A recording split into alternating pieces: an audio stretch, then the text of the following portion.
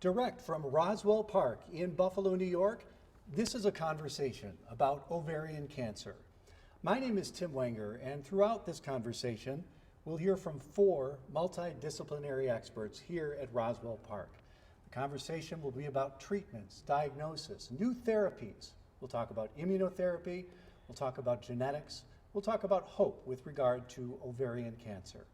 Throughout this broadcast, we'll also be able to accept questions from you live. We've received several questions via social media platforms along the way, but if you haven't thought of one yet and you are going to, it's real easy to do. On your screen, you can use the chat feature by going to roswellpark.org/ovarian cancer talk. That's how you got here to begin with. You can also tweet your question out during the conversation using the hashtag ovarian cancer talk. And also post your question or comment on Roswell's Facebook page, which is simply facebook.com/Roswell Park. So the questions do not come from me, the questions are coming from you. Many of them already were amazed at how many personal questions we've received about ovarian cancer during this program. Also, there are 4 experts with us, as I mentioned, and they come from a multidisciplinary approach here at Roswell Cancer Institute. And our first guest is Dr. Kunle Odunsi. Dr. Odunsi, thank you for being here. You're the chair of the Department of Gynecologic Oncology here at Roswell Park, also the executive director of the Center for Immunotherapy, and the co-leader of the Tumor Immunology and Immunotherapy Research Program here at Roswell Park. Again, thank you for being here. And in our conversations leading up to this, you said it's important to be aware of the risk of developing ovarian cancer. If you could talk briefly about the risk and the symptoms of this cancer. Ovarian cancer is a disease that tends to affect postmenopausal women beyond the menopause, but it can in fact affect a woman at any age. There are some risk factors that are well defined. Again, age is one of them. The other is family history. Individuals who have a family history of ovarian and or breast cancer appear to be at higher risk. And as we go on in this conversation, we will be talking more about some of these genetic risks. The symptoms of ovarian cancer are not very specific, and that's one of the major challenges that leads to the majority of women being diagnosed at a later stage. Many of the symptoms are vague, such as abdominal discomfort, frequent urination, bloating that occurs, heartburn. These are symptoms that are vague that you really cannot ascribe to ovarian cancer. So if someone has any of these symptoms, the advice is to take them seriously and seek help as soon as possible. I know we're going to have a lot of questions from folks that have already come in tonight, and we'll get to those in just a moment. To my left here is Dr. Kirsten Moisick. You're going to focus a lot on risk factors throughout this conversation. That's what you do. You're a professor of oncology here at Roswell Park, and also the co-principal investigator of the Ovarian Cancer Spore Project, and co-leader of the Roswell Gynecological Cancer Disease Site Research Group. Thank you for being here, Dr. Moisick. Thank you. Risk factors. Talk a little bit about that. Well, as Dr. Odunsi pointed out, age is, as for most cancer, a significant risk factor, as is a positive family history. But more recently, we have recognized that a personal history of endometriosis is a newly recognized risk factor. Historic use of talc use, not so much anymore, but way back, talc use, they added asbestos to the preparations, and that's why we think it's associated with increased risk of ovarian cancer. But fortunately, there are some protective factors, having women having children early, having lots of children, breastfeeding their children. We recently learned that the use of aspirin, in particular daily use of aspirin, is associated with a decreased risk.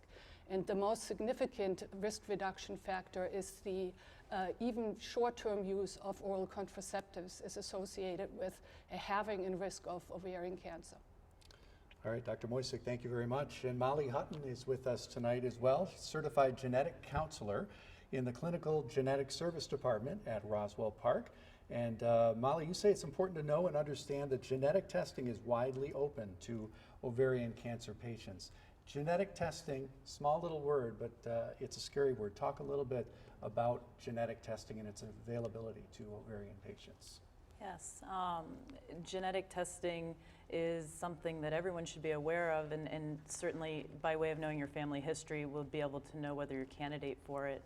I think one of the biggest things that people should be aware of is that the change in guidelines that has occurred over the years, in the sense that as of 2012, the National Comprehensive Cancer Institute Network, or the NCCN, guidelines now indicate that any woman who's had ovarian cancer diagnosed or their immediate family members are candidates to be considered for genetic testing. And so having an awareness of your family history really can help indicate whether an individual or their family could benefit from pursuing this, and doing such have a better understanding of what their cancer risk might be. And again, a lot of specific questions for these folks tonight. We'll get to those that they've come in already, and as they come in throughout the course of our conversation. One more panelist I want to tell you about, and that's Dr. Christopher Choi. You're excited about all the cutting edge technologies that we can talk about tonight, the different therapies being developed right here at Roswell Park.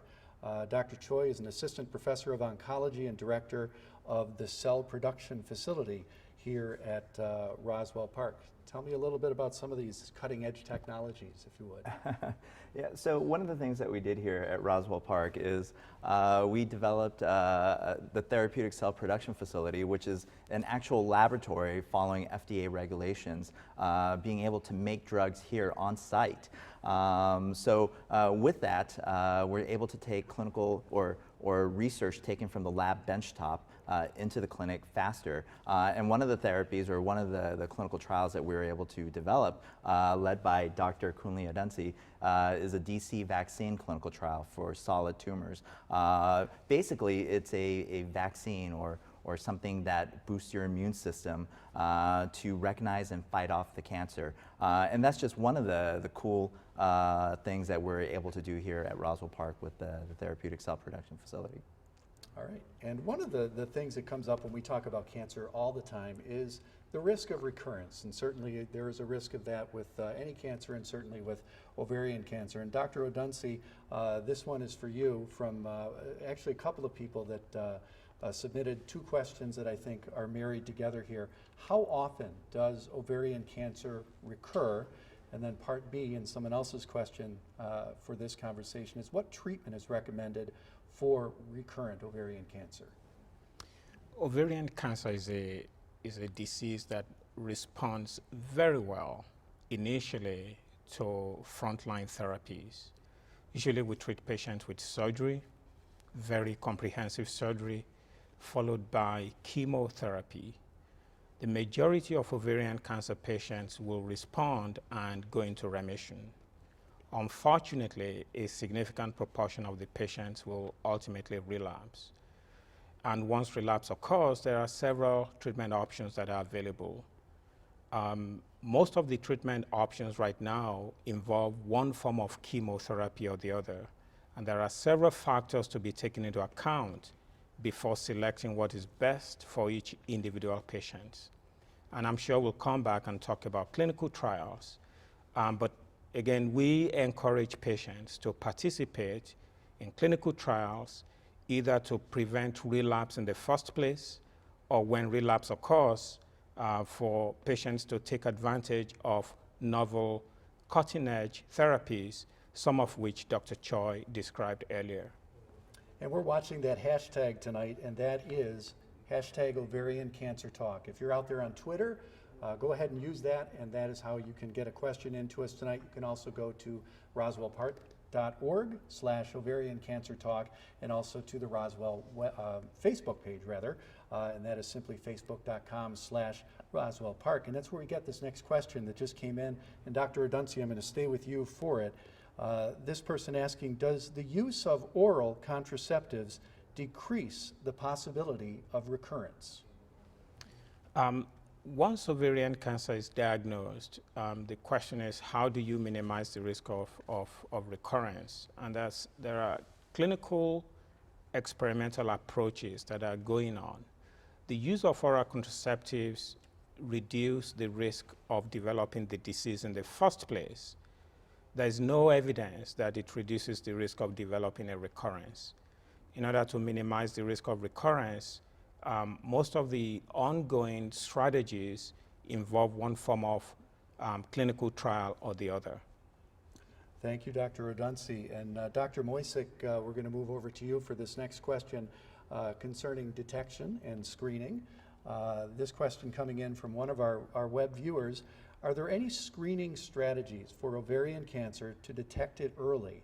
And then they go further in asking, is there anything specific for women with family history of ovarian cancer?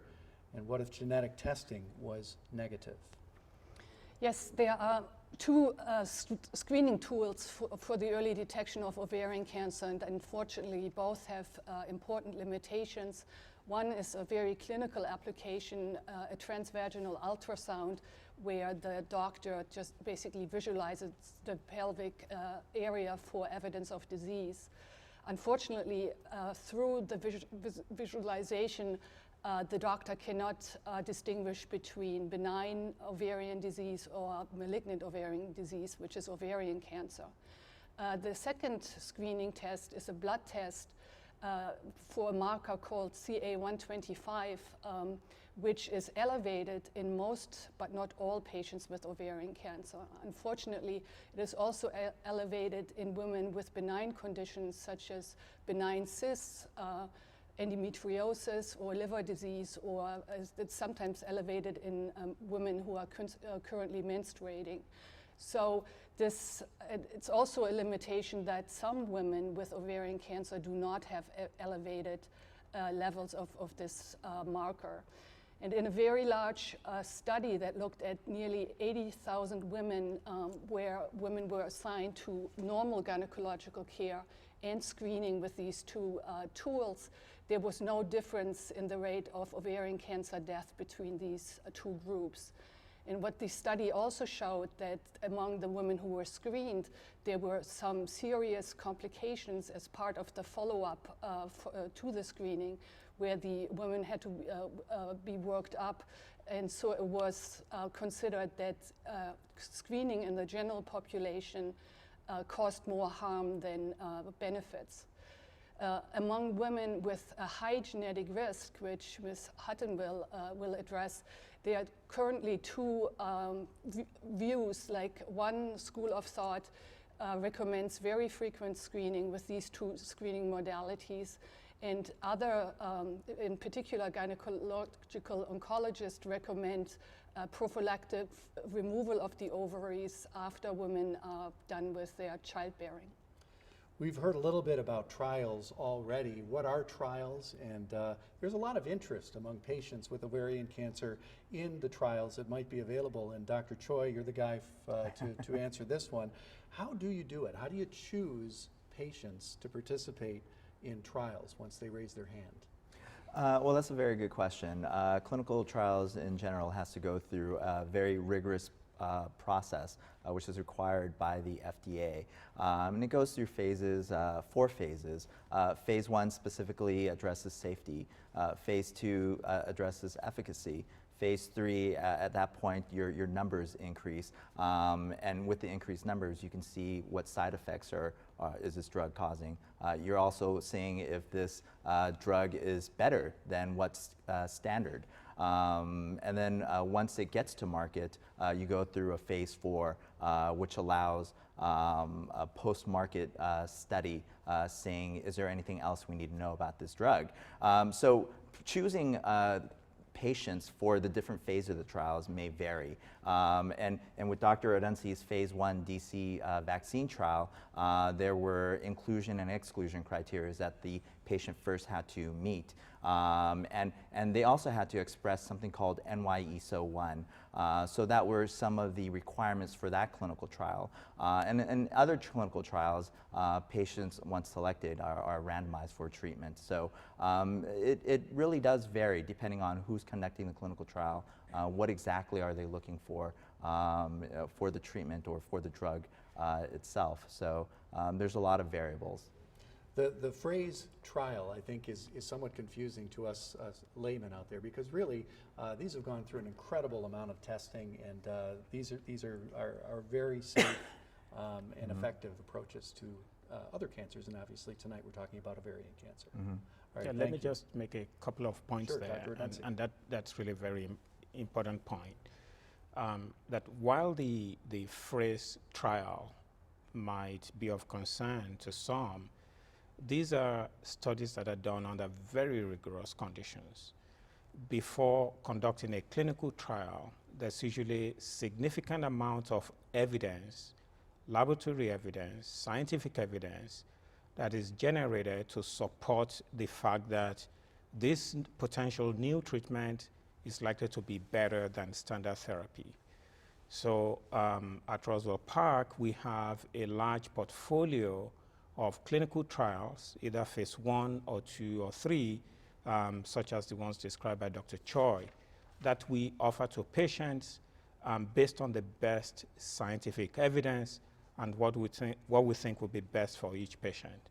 So it's important to understand that clinical trials is not just giving somebody placebo. It's really trying to still improve the outcome for each individual patient.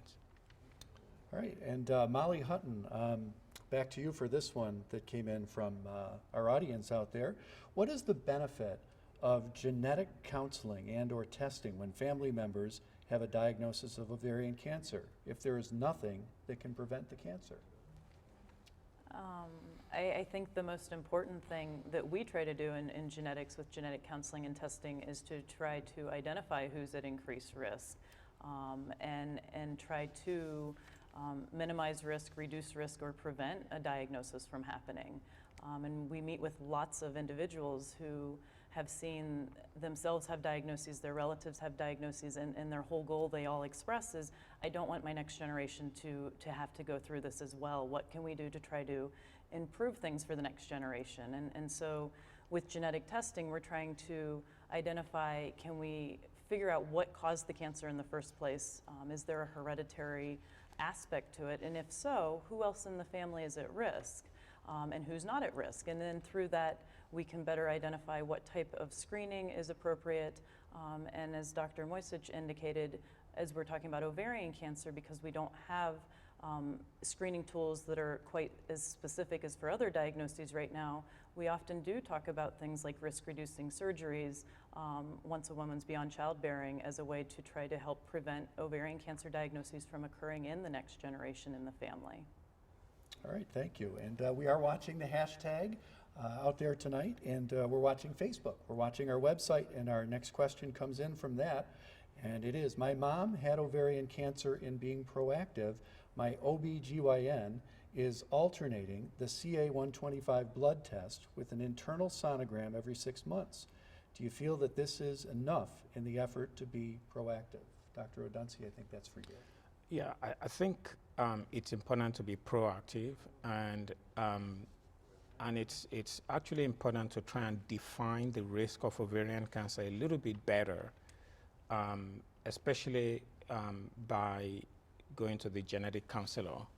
And I'm sure, based on the discussions this evening, you've already heard that any woman with ovarian cancer, or if you have a family history of ovarian cancer, it's important to go for genetic counseling and see whether or not you want to undergo genetic testing. In fact, genetic testing is now recommended.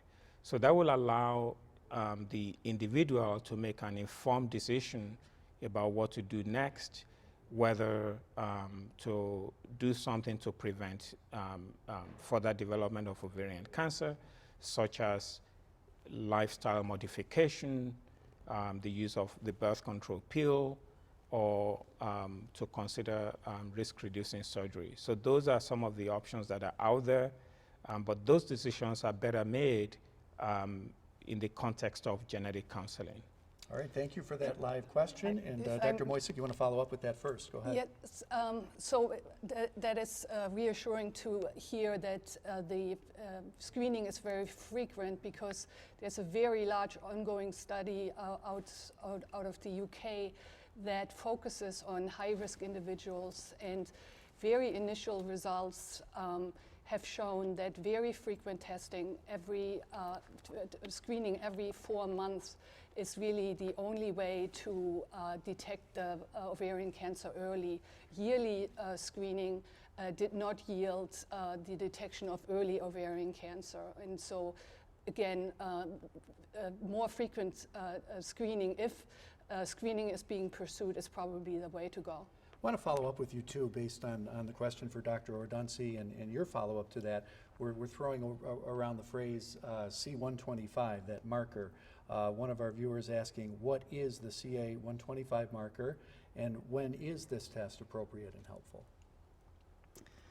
So, as I pointed out before, it stands for cancer antigen 125, and it was developed in the 1980s with a kind of follow-up, more useful marker developed in the late 90s. But the precise function of the marker is, I think, at this point still unknown. We just know that it's higher in ovarian cancer patients. And as I pointed out before, it's probably not appropriate to use this as a screening tool for women at normal risk for ovarian cancer.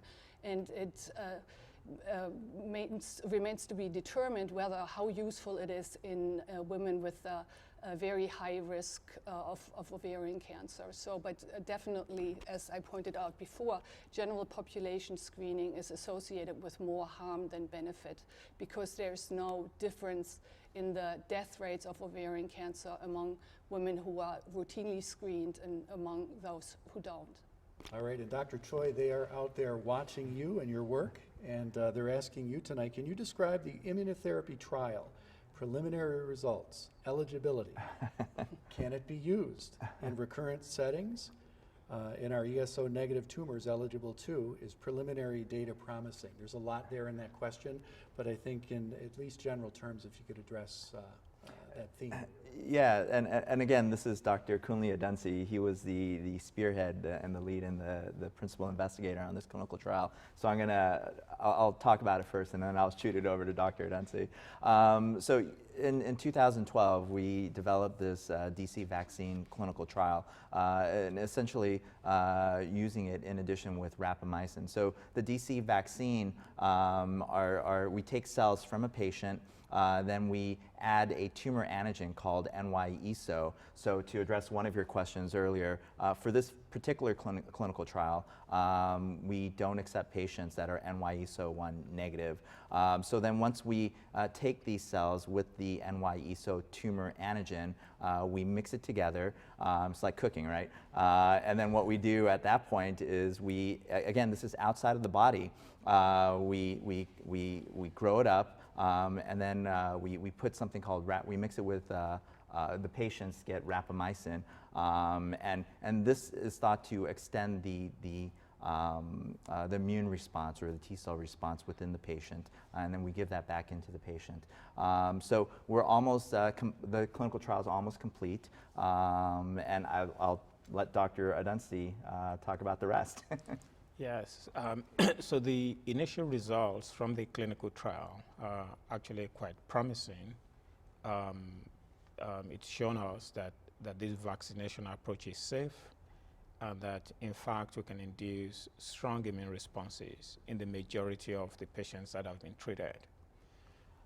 But the question is, what happens to NY-ESO-1 negative patients, and what happens to patients who relapse down the line, where we need additional salvage therapies? Because the target on the cancer cells for the vaccine is found in only about 35 to 40% of ovarian cancer patients. So we have developed other strategies to help patients whose tumors do not express the NY-ESO-1.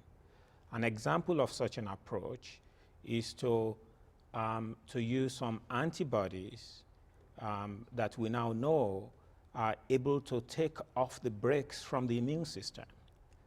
So when you and I get an infection, the immune system goes after the bacteria or the virus. But at some point, the immune attack against the bacteria or virus has to stop. So that's like putting a brake on the immune system. What cancer cells have done is to hijack some of those exact same mechanisms by putting a brake on the immune system in order to escape from immune attack.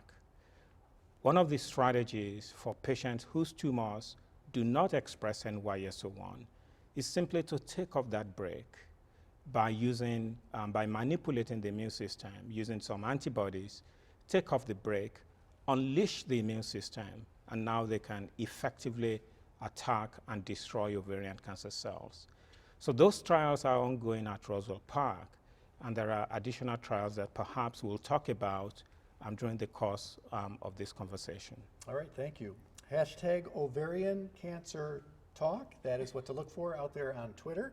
And we have another question that has come in just that way. Removal of the ovaries was just mentioned for a higher risk individual. Do you recommend such removal pre-menopause only or post-menopause? Dr. Moisick, I think we're going to go with you on that. Well, I think that's a very personal decision, and it really depends on the woman. So it certainly depends on childbearing choices. You know, if women have a wish to have more children, that should certainly influence the decision. And it really also depends on, you know, the severity of the risk factors, whether or not the woman has BRCA1 or BRCA2 mutations, the extent of the family history, and I don't think there's an easy answer for that, but obviously it would be desirable to delay the surgery until a woman has all the children that she wants. Okay, thank you very much. And right back to the live questions that are coming in for Dr. Odunsi this time. Has anyone connected a mother's use of DES in ovarian cancer in her daughter? My mom took DES, and they're wondering about that. DES is associated with certain cancers of the female reproductive tract. And fortunately, ovarian cancer is not one of them. But DES exposure during uterine life appears to be associated with certain cancers of the female reproductive tract. And I will say that it really does not appear to increase the risk of developing the type of ovarian cancer that we're talking about. All right, thank you. And Molly Hutton, next one is for you, and I think this is really a fascinating question in the day that we live in now. Can I get denied from new insurance plans if I have BRCA testing and it was found to be positive?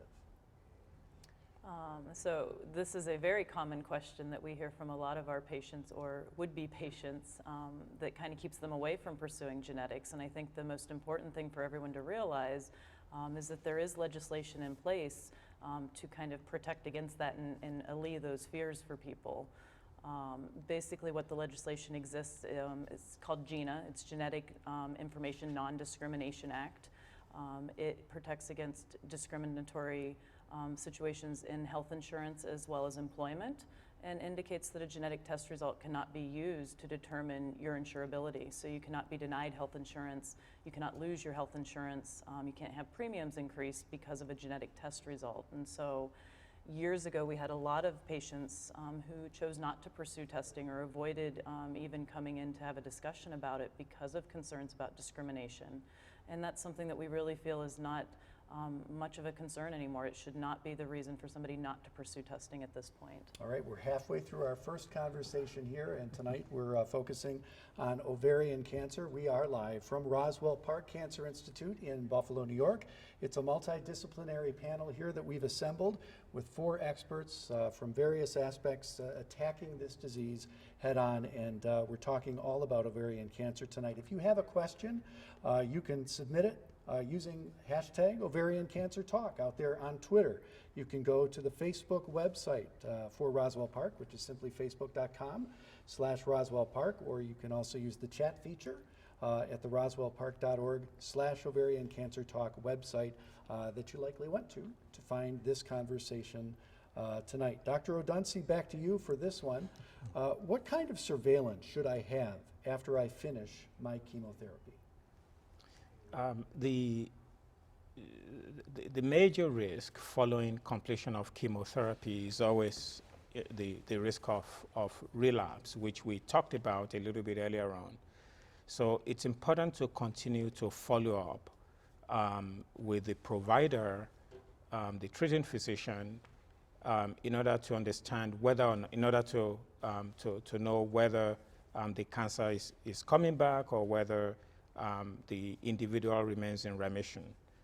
So in general, we utilize 2 modalities, actually 3 modalities. One is clinical exam.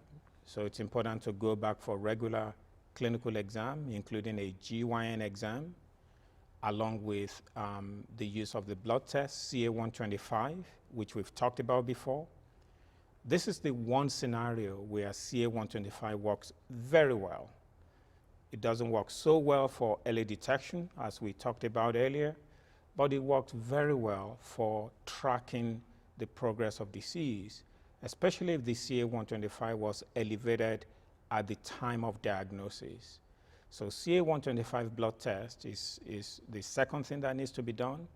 And finally, if necessary, imaging studies, especially CT scans.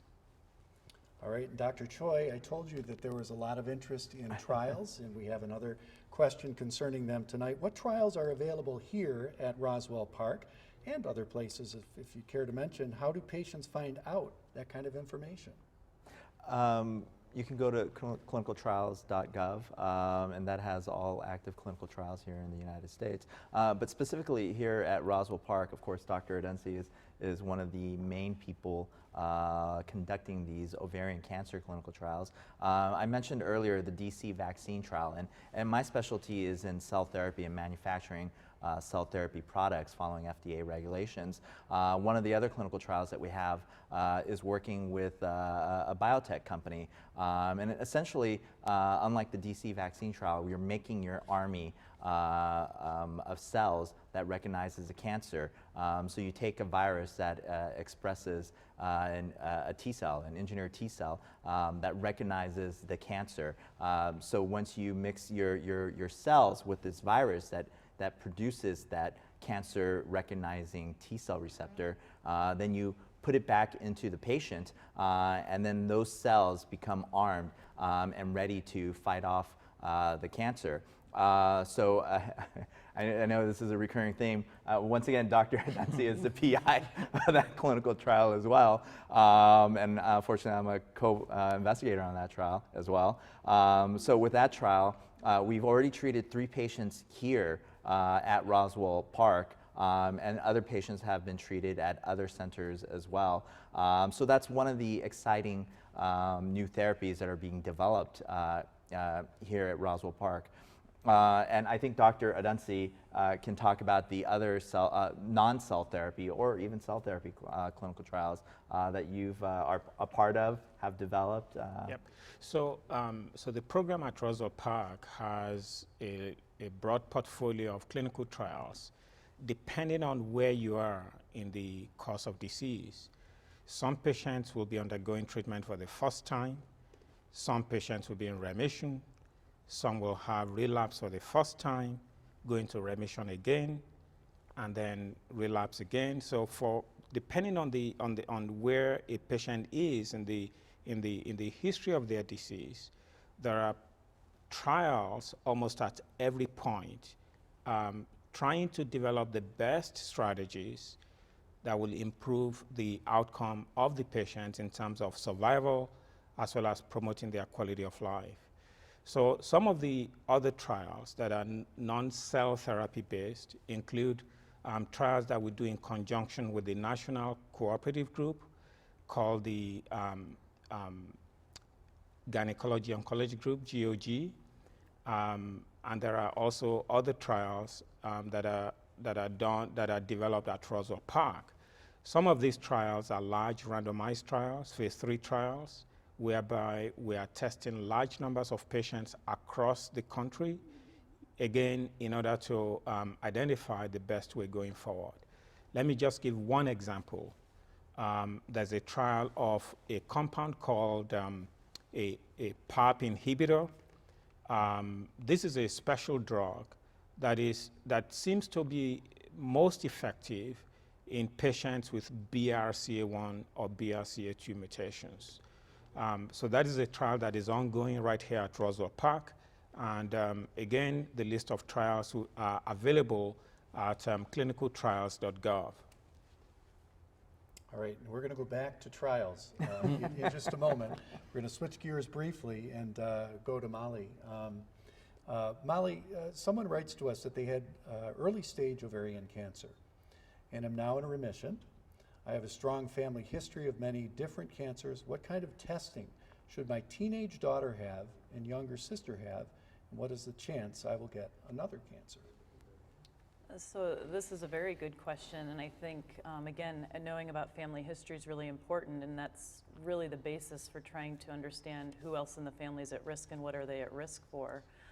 As it relates to this individual in this question, I think the most important thing for people to realize is that when approaching a family history and looking at doing genetic testing, the best way to ever do that is to first test somebody in the family who's already had a cancer diagnosis. So to address this individual's question, really, that individual who's had the cancer diagnosis herself is the best candidate to pursue genetic testing and through such be able to provide additional information to her siblings and her children into understanding what their cancer risk may be and what type of screening they may need.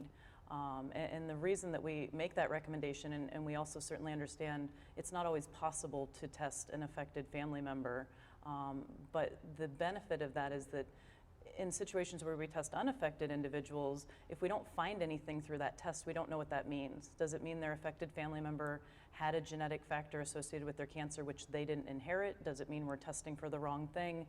We're very limited in our ability to interpret that test report. Whereas if we can first test somebody who's had a diagnosis, if we identify a genetic factor associated with their diagnosis, we now know exactly what to look for in their family members.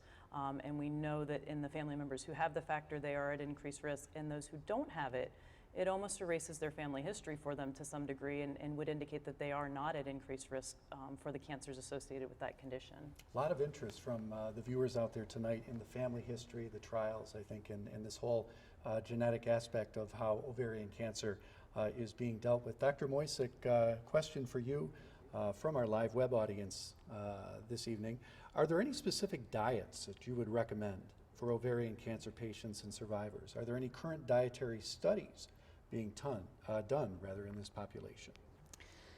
Yeah, I wish I could tell you that a diet low in fat and high in fruits and vegetables would be protective for ovarian cancer or would be beneficial for survival for ovarian cancer. But kind of anticipating this question because I get it a lot, I re-reviewed the literature and just read today a very recent review article, and in the conclusion it said there are no specific dietary factors that have been linked to increased risk of or decreased risk of ovarian cancer. So there are a number of studies that have looked at diet and ovarian cancer risk, and they are kind of all over the place. Having said that, in terms of identifying risk factors for ovarian cancer, we increasingly recognize that not all of ovarian cancer is created equal. We recognize that what might be a risk factor for one type of ovarian cancer is not a risk factor for another type of ovarian cancer, and we might miss these subtle associations by subtypes if we lump them all together. So essentially all of the studies that have looked at diet and ovarian cancer have lumped the subtypes together, and there's a lot of work to be done to really look at dietary risk factor among these important histological subgroups. All right, again, live from our web audience out there tonight as we continue our conversation about ovarian cancer from Roswell Park Cancer Institute in Buffalo. Dr. Odunsi, faced with recurrence, would you recommend chemosensitivity assay to determine which treatment to try before selecting the gold standard, which varies by oncologist? That's a good question.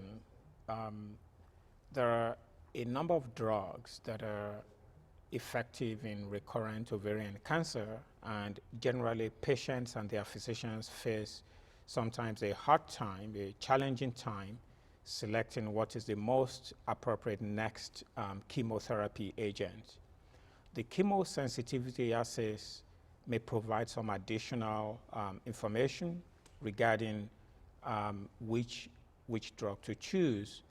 However, there is no evidence, there's no conclusive evidence that the use of the chemotherapy assay is associated with better outcomes for patients.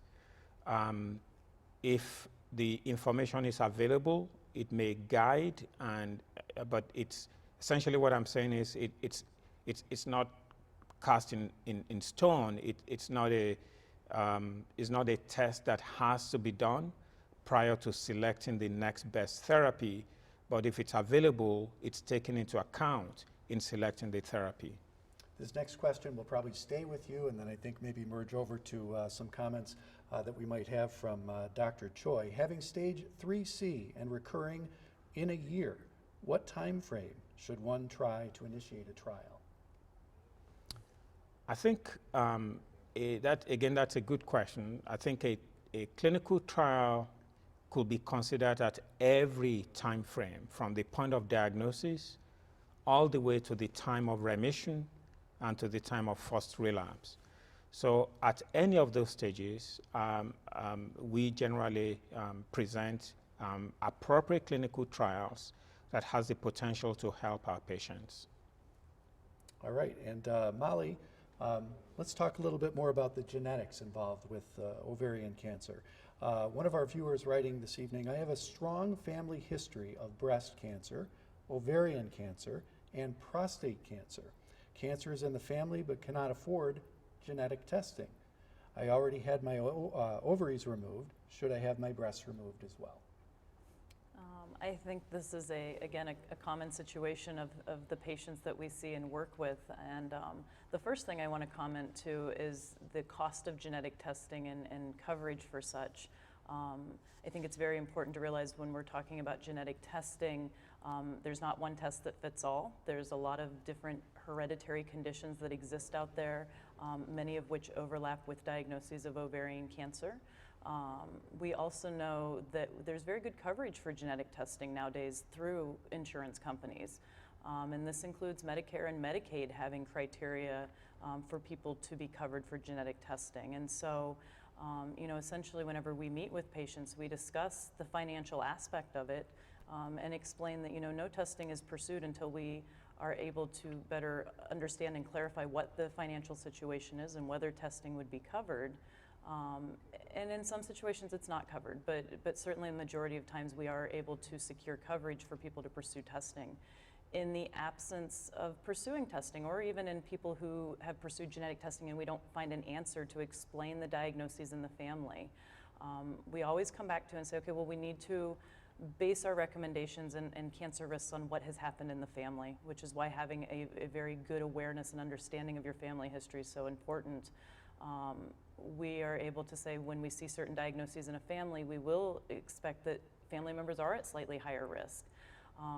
The problem with that is not knowing the degree of risk, and so making recommendations about risk-reducing surgeries becomes a little more tricky in that regard, because we don't know how extreme the level of risk is for everyone. We really tend to more base screening recommendations based on a family history in the absence of a genetic diagnosis being able to be made. CA 125 is coming up again among the viewers out there, and that's the next question. And Dr. Moisick, that might be one for you. I had a normal CA 125 when they removed my ovary and then found out it was cancerous. Should I have different testing since the CA 125 wasn't elevated? Well, as I pointed out before, it is known that the CA 125 test is, the levels are only elevated in about 85% of women with ovarian cancer, and it is just not a good diagnostic test, and probably also not a good test for monitoring treatment success or risk of recurrence. And there is another test, HE4, which is combined with CA125, is also somewhat useful with monitoring disease progress, but for these women for whom CA125 is not a good test, unless Dr. Odunsi tells me otherwise, there are very few alternatives. The word relapse keeps coming up, the word recurrence keeps coming up, and some of you out there are noticing that theme. You keep mentioning recurrence. Do patients always relapse, and at what percentage, or is it stage dependent, as I was stage 1A at the time of diagnosis? The risk of relapse is clearly stage dependent. It's also dependent on the type of ovarian cancer. We now know that ovarian cancer is not just one disease. Based on more recent studies looking at the genetic signature of ovarian cancers, you can have a stage 1 that behaves more aggressively than a stage 3 of another from another patient. So, but in general, some of the general principles are as follows. Stage 1 disease tend to do better. In fact, the chances of cure for stage 1 disease is more than 90%. Unfortunately, most patients do not present at stage 1 disease.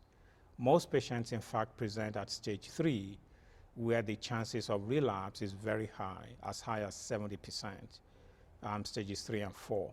So the stage at diagnosis is important, and then the type of cancer is also important.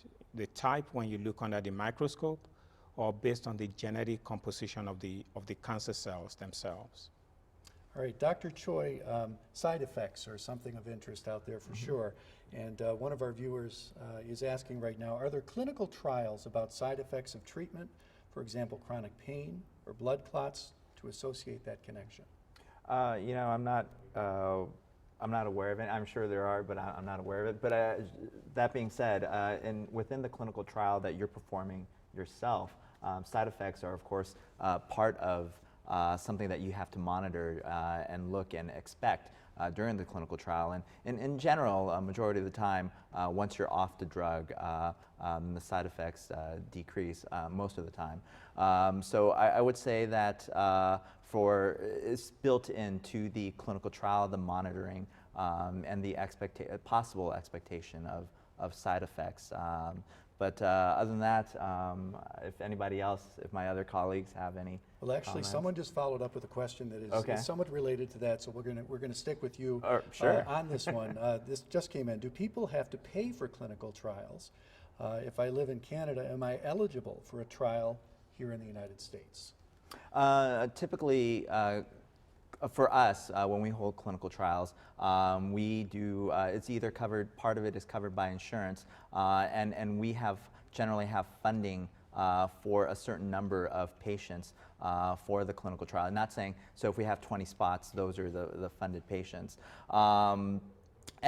I think this is really important when you're talking about clinical trials. Again, with the DC vaccine clinical trials, we actually had over 7,000 responders or respondents to to be a part of that clinical trial for 20 spots. And that being said, there's a lot going on in the world in terms of something called medical tourism, where if you don't have a spot here, perhaps there's something else in another country where they don't exactly have the rigors that they do here in the US. And I'd really like to emphasize for the clinical trials in the US, it really is rigorous. As Dr. Adensi mentioned, we have to do preclinical testing. It has to, even here at Roswell, you have to go through a scientific review committee, institutional review board, an IRB.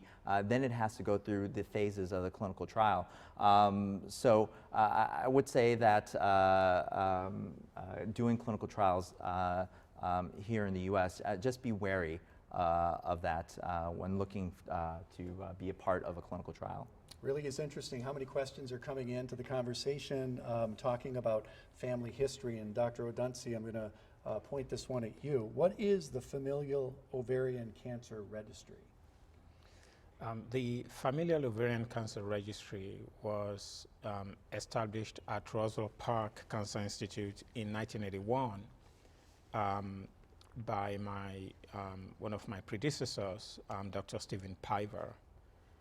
Dr. Piver had the foresight to establish a registry whereby individuals who have one or more first-degree affected relatives, where where ovarian cancer is occurring more frequently than can be explained by chance.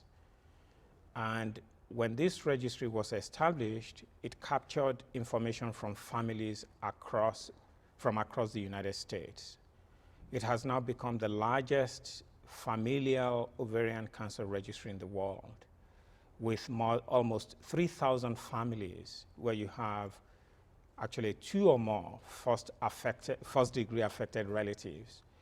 It has become a very rich source of trying to understand the genetic basis of ovarian cancer. One of the interesting points that I would like to make is that although we know that BRCA1 mutation is the most frequent mutation that you find in people who are at risk of ovarian cancer, it actually, we don't find it in 100%. So you can have a family where you have 2, 3, 4 members of the family have ovarian cancer, and yet they test for the gene and they test negative. So the question is, are there other genes that determine the risk of developing ovarian cancer? So this is an ongoing research effort at Roswell Park, taking advantage of this unique familial ovarian cancer registry.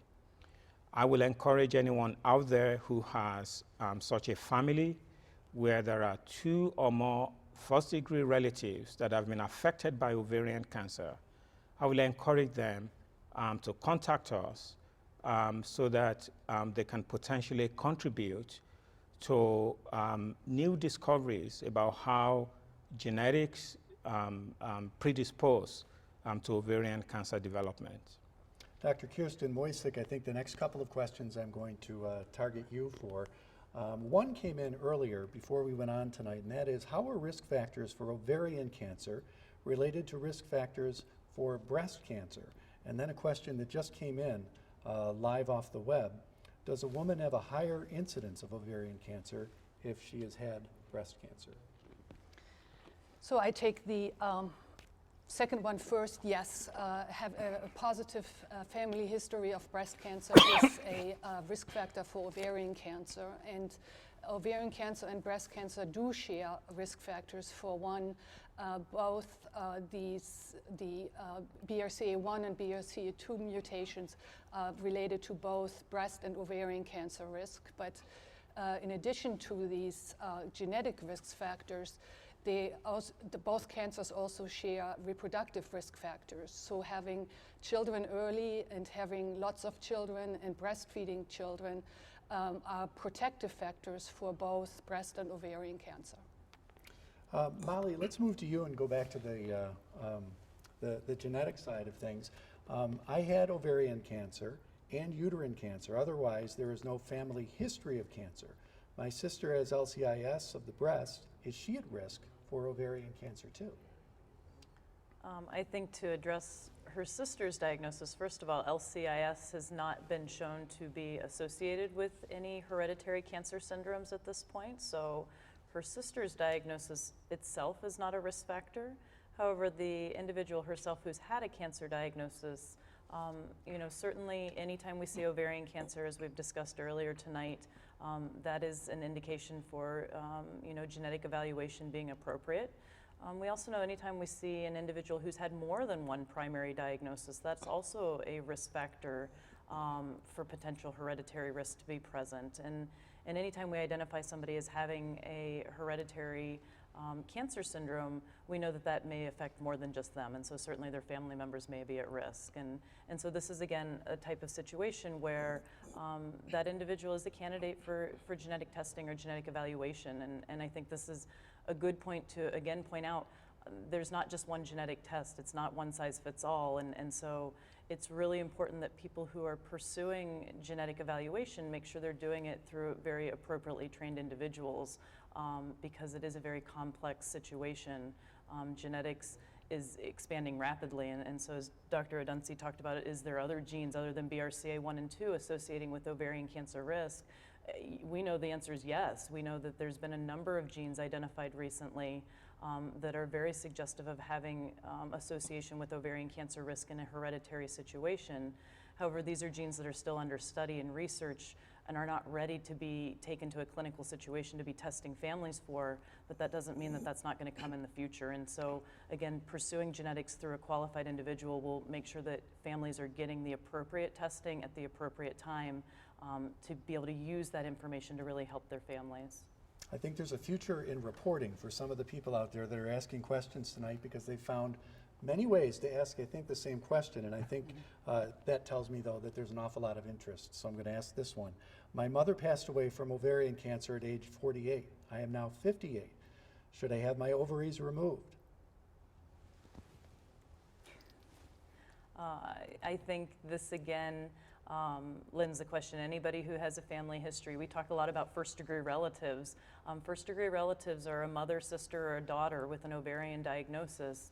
Those individuals are candidates for genetic testing, and so I think that's probably the best starting point to try to identify what's the level of risk. Is a surgical approach appropriate for me? Would be to start with a genetic evaluation, and then based on those test results, that's when we hand the individual back over to their physician to say, okay, what do we take with that result? Where do we go from here in terms of making some of those decisions? Dr. Odunsi, this question I think is really interesting to anyone who knows anything about cancer, and we talk about the spread of the disease. How quickly can ovarian cancer spread or metastasize? That's a very good question, but the answer is I really don't know. So we have seen patients who have completely normal exam and develop ovarian cancer within a relatively short period of time. So somebody who goes for their annual GYN exam, for example, and everything is normal. In fact, in some cases, the patient has had maybe an ultrasound and everything appears normal, and within a relatively short period of time, the patient comes back with advanced ovarian cancer. So that is not unusual.